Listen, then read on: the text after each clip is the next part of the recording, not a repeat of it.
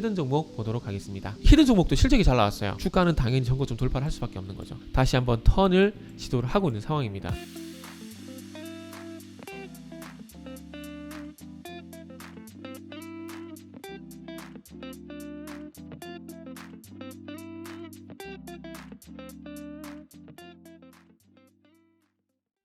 자, 반갑습니다. 알파프로 가족 여러분, 정태근 전문가입니다. 2월 10일 방송 시작하도록 하겠습니다.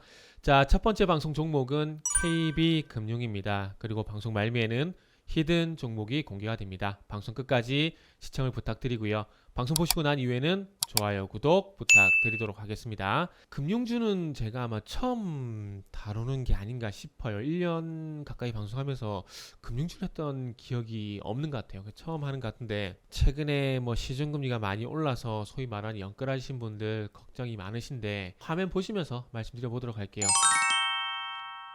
자, 제가 뭐 영끌 얘기를 갑자기 해버렸는데, 그만큼 시중에 금리가 올라가고 있다는 얘기죠. 그 금리가 올라가게 되면서 지금 다루려고 하고 있는 뭐 KB금융이라든지 금융지주사고, 본업은 거의 뭐 은행업이라 봐야 되겠죠. 은행업이 대부분 차지하고 있기 때문에. 그래서 4대 시중은행은 이 금리가 올라가게 되면서 돈을 정말 잘 벌고 있다라고 봐야 될 것 같아요. 물론 대출이 규제를 하게 되면서 조금 뭐 묶인 부분이 없잖아 있긴 해요. 그러나 기존에 나가 있는 대출은 어마어마하고, 대출 규제가 있음에도 불구하고, 그럼에도 불구하고 나간 대출은 많다라는 거죠. 주담이 막히게 되면 신용으로 돌리면 되는 거고, 뭐 주담 아니라도 뭐 전세 대출이 있을 수 있는 거고, 그리고 뭐 기업 대출도 있을 수 있는 거고요. 그리고 마이너스 통장도 있을 수 있는 거고, 대출의 종류는 많습니다. 많기 때문에 많은 종류의 대출들이 나갔고, 대출이 특히나 장기 대출 같은 경우에는 특히나 변동금리 쪽으로 가게 되면은 시중금리가 올라가는 만큼 또 금리를 반영시킬 수가 있겠죠. 뭐 그거 떠나서 뭐 본격적으로 말씀드리면은, 저는 이 금융주가 부각을 받고 있는 부분들이 방금 말씀드렸듯이 금리가 올라가게 되면서 이 예대 마진, 대출 금리가 올라가게 되면서 예대 마진 이 부분이 확대가 되고 이러는 수익성 개선, 이 부분도 분명히 있다라고 생각을 합니다.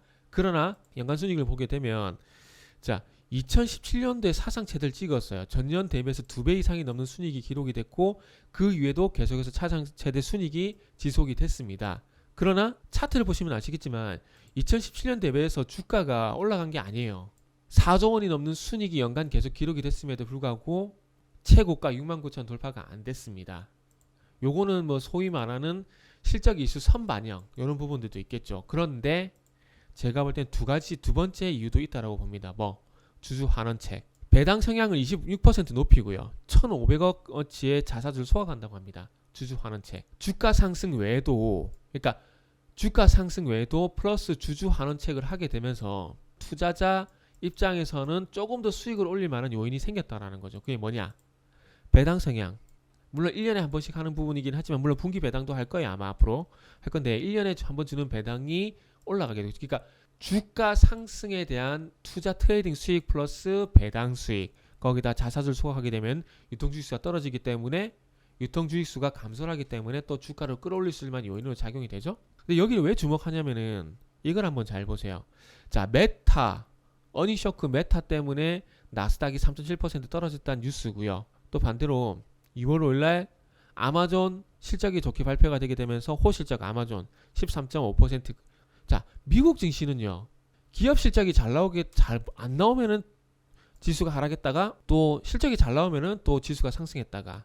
물론 그 미국은 가중평균 방식과 우리나라는 시가총액 방식이고, 미국은 가중평가 방식에서 조금 틀린 부분이 없지 않아 있습니다. 뭐 그런 것도 뭐 연유가 될 수 있을 거예요. 가중평가 방식, 시가총액 방식. 그래서 다른 그 지수를 산출하는 방식이 또 틀린 부분인데, 중요한 건, 자, 실적에 의해서 지수가 오락가락한다, 왔다 갔다 한다. 또 어떻게 해석을 해야 되냐면, 실적에 따라서 투자자 입장에서 가져갈 수 있는 수익이 틀리다. 너무나 당연이지만, 기업의 실적이 잘 나오게 되면 당연히 주가가 올라가고, 기업의 실적이 안 좋게 나오면은 주가 하락을 하게 되고, 이런 부분들 때문에 수익의 차이가 있지만, 중요한 건 그게 아니라요.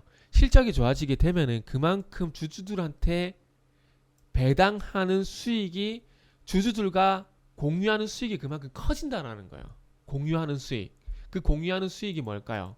배당, 자사주 소각. 실적이 좋아지게 되면은 그 실적이 좋아지는 부분을 기업이 다 먹는 게 아니라, 이거를 주주들한테 충분히 만족스럽게 배분을 한다라는 겁니다. 그러다 보니까 실적이 좋아지게 되면은 이게 지수에 끼친 영향이 그만큼 크다라는 거죠. 근데 우리나라 같은 경우 삼성전자 실적 잘 나와도 별 영향이 없죠. 실적이 잘 나온 날 주가 꺾여버리는 그런 현상이 좀 나타나죠. 근데 이렇게 생각하는 근거가 뭐냐면은 최근에 외국인 수급이 너무 좋아요. 자, 지속적으로 보세요.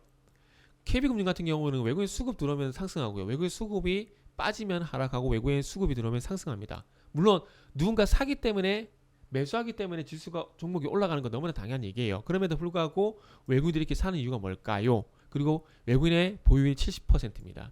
배당을 하게 되면은 결국 좋아지는 건 외국인이에요. 그렇기 때문에 외국인이 사는 겁니다.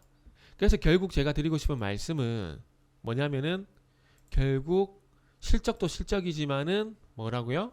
주주 환원책 때문에 KB금융의 주가가 이만큼 잘 나가고 있는 거고, 이렇게 된다라면은 올해도 대출금리는 올라갈 수밖에 없고, 그리고 지금 어쨌든 정권 바뀌게 되면은 대출 규제를 좀 풀어줄 수밖에 없어요. 지금 대출 총량제라 그래가지고 대출 늘리는 게 좀 부담스러운 게 있지만 정권 초기에 새 정부에 들어오는 어떤 입김을 무시할 수는 없을 겁니다.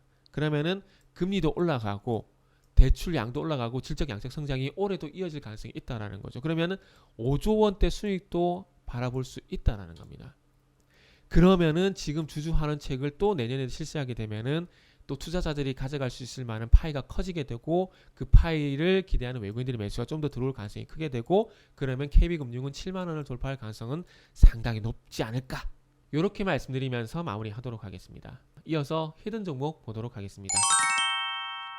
실적 모멘텀이 일찌감치 반영이 되게 되면서 8월달까지 상승이 나왔었다가 46,000원대에서 삼중천정을 만들고 추세가 꺾인 종목입니다. 자, 그리고 여기서 하나 주목해야 될 거 있습니다. 자, 일정 부분 주가가 상승을 하다가 대량 거래가 터지게 되면서 급등 현상이 나타나게 되면 고점이 될 가능성이 상당히 높다. 로버스타 예를 들면서 이게 상당히 많이 했어요.